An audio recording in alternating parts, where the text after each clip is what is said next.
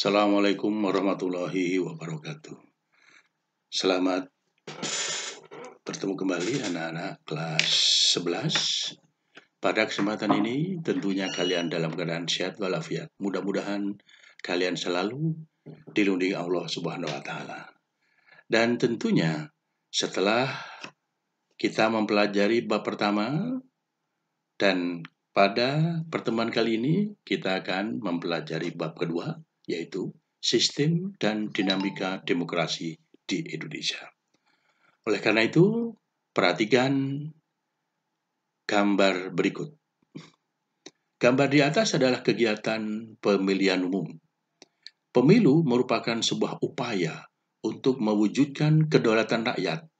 Selain itu, pemilu merupakan ciri dari negara demokratis, termasuk Indonesia. Bagaimana perkembangan atau dinamika demokrasi di Indonesia? Tentunya kalian akan mengetahui. Nah, kali ini tujuan pembelajaran kita adalah setelah menganalisis penerapan demokrasi dan sistem demokrasi Pancasila, peserta didik dapat menghargai nilai-nilai demokrasi Pancasila dengan baik.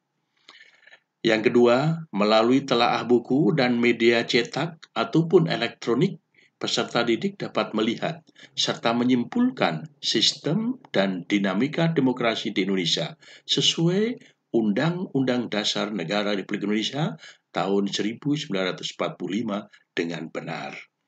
Yang ketiga, melalui diskusi kelompok, peserta didik memiliki keterampilan mengolah informasi dan menyajikan dalam bentuk tulisan serta mempresentasikan sistem dan dinamika pelaksanaan demokrasi di Indonesia dengan baik. Dan yang keempat, setelah mempelajari sistem dan dinamika demokrasi Pancasila di Indonesia, peserta didik dapat menerapkan kehidupan demokrasi di lingkungan sekolah, keluarga, masyarakat, serta bangsa dan negara dengan benar. Dan pembahasan kita akan ada 3 tahapan. Bagian A, penerapan sistem demokrasi. Bagian B, sistem demokrasi Pancasila. Bagian C, dinamika pelaksanaan demokrasi di Indonesia. Dan bagian D, membangun kehidupan demokrasi sesuai Undang-Undang Dasar Negara Republik Indonesia tahun 1945. Selanjutnya, bagian A, penerapan sistem demokrasi. Apa itu sistem demokrasi atau apa yang dimaksud dengan demokrasi? Inti dari demokrasi adalah dari bahasa Yunani. Sekali lagi, demokrasi itu berasal dari bahasa Yunani. Dengan kata lain, secara etimologis, demokrasi berasal dari bahasa Yunani, yaitu ada 2 kata, demos dan kratos. Demos artinya rakyat, kratos atau kratein artinya kekuasaan atau kedaulatan, sehingga dapat diartikan bahwa demokrasi, kekuasaan yang berada di tangan rakyat atau pemerintahan dan oleh dan untuk rakyat. Bisa kita pahami bahwa inti dari demokrasi adalah kedaulatan rakyat, artinya kekuasaan tertinggi ada di tangan rakyat. Definisi yang sering dipakai untuk mengartikan demokrasi adalah pemerintahan dari rakyat, oleh rakyat, untuk rakyat.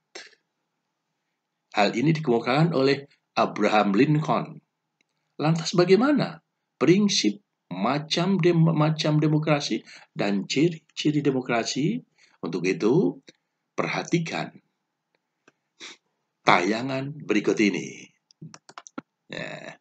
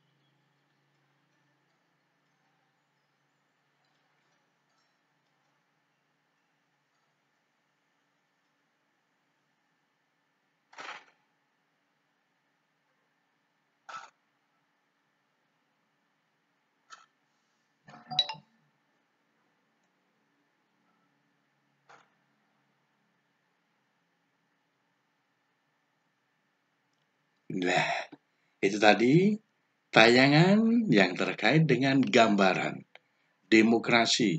Demokrasi yang bagaimana tentunya. Kalian bisa memahami pada tayangan tadi. Baik, sekarang kita lanjutkan, yaitu prinsip. Prinsip demokrasi itu adalah terkait dengan keterlibatan warga negara dalam pembuatan keputusan publik. Yang kedua, tingkat persamaan di antara warga negara. Ketiga, kebebasan atau kemerdekaan yang diakui dan dipakai oleh warga negara. Kemudian, macam demokrasi. Yang pertama berdasarkan cara penyaluran kehendak rakyat, yaitu demokrasi langsung, perwakilan, dan sistem referendum. Yang kedua, berdasarkan titik perhatian, yaitu demokrasi formal, material, dan gabungan. Yang ketiga, berdasarkan ideologi. Jenisnya adalah demokrasi konstitusional dan demokrasi rakyat. Kemudian ciri-ciri demokrasi. Yang pertama, keterlibatan rakyat dalam pengambilan keputusan publik. Yang kedua, pengakuan, penghargaan, dan perlindungan terhadap hak rakyat. Ketiga, persamaan hak seluruh rakyat. Keempat, lembaga peradilan dan kehakiman yang independen. Dan yang kelima, kebebasan pers. Keenam, pemilu yang jujur dan adil. Dan yang terakhir, pengakuan terhadap perbedaan. Itu tadi adalah prinsip demokrasi, macam-macam demokrasi, dan ciri demokrasi. Selanjutnya, bagian B yaitu sistem demokrasi Pancasila. Sistem demokrasi Pancasila diantaranya ada prinsip-prinsip demokrasi Pancasila, ciri-ciri demokrasi Pancasila, asas dan fungsi demokrasi Pancasila. Nah, untuk gambaran tersebut, perhatikan berikut ini. Prinsip demokrasi Pancasila pada dasarnya adalah nilai-nilai Pancasila. Mengapa demikian? Ayo, menyanyikan lagu Garuda Pancasila berikut ini.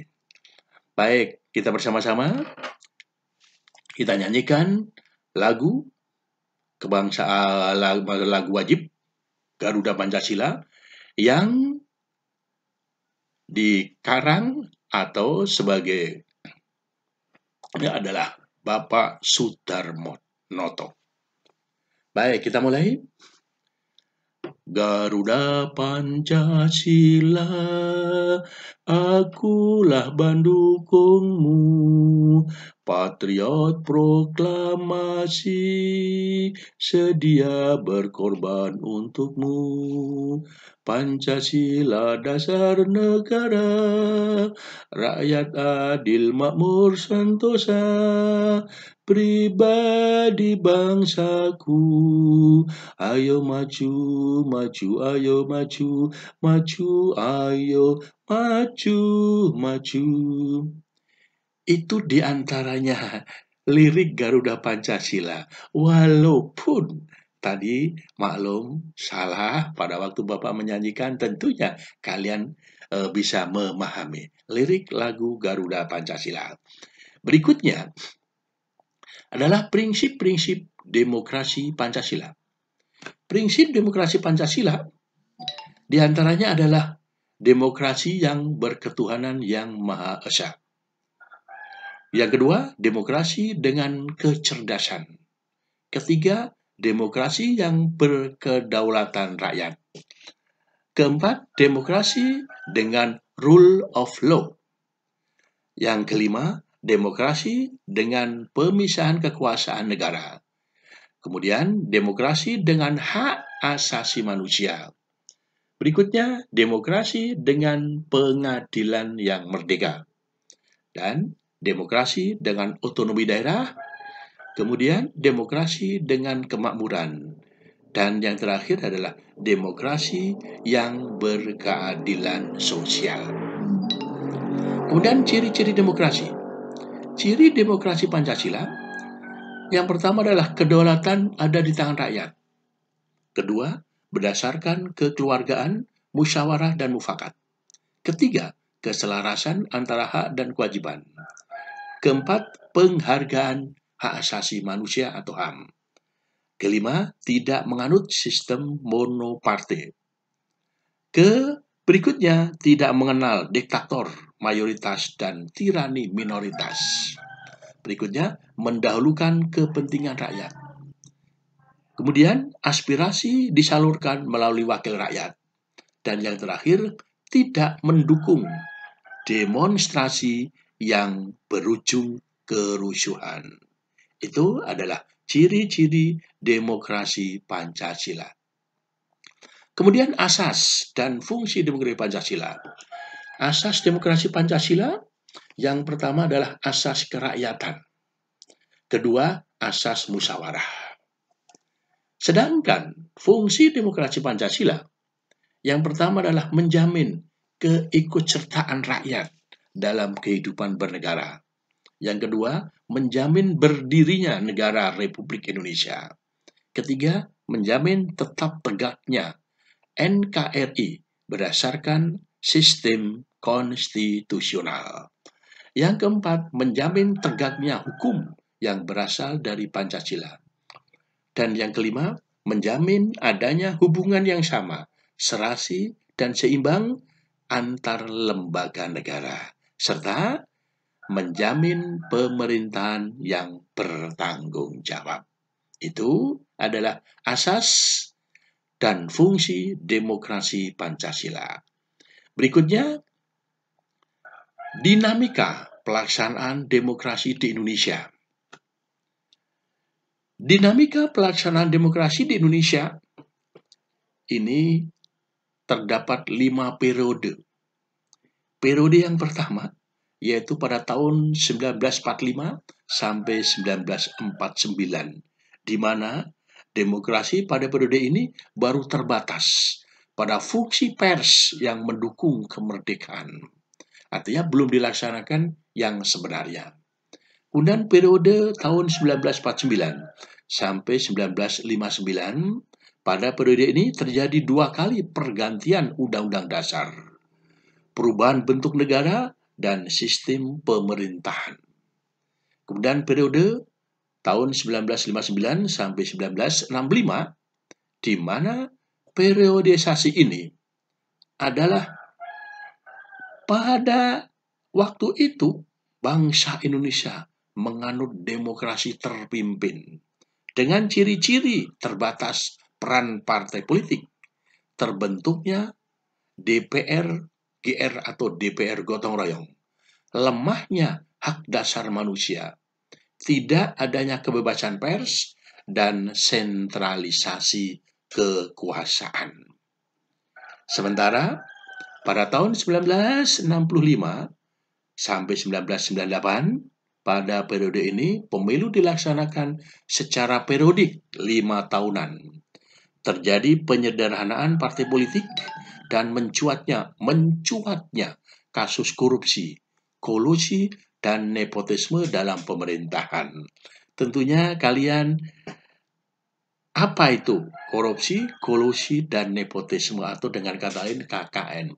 Korupsi itu adalah penggunaan uang negara dengan penyalahgunaannya. Dalam arti kata, penyalahgunaan penggunaan uang negara.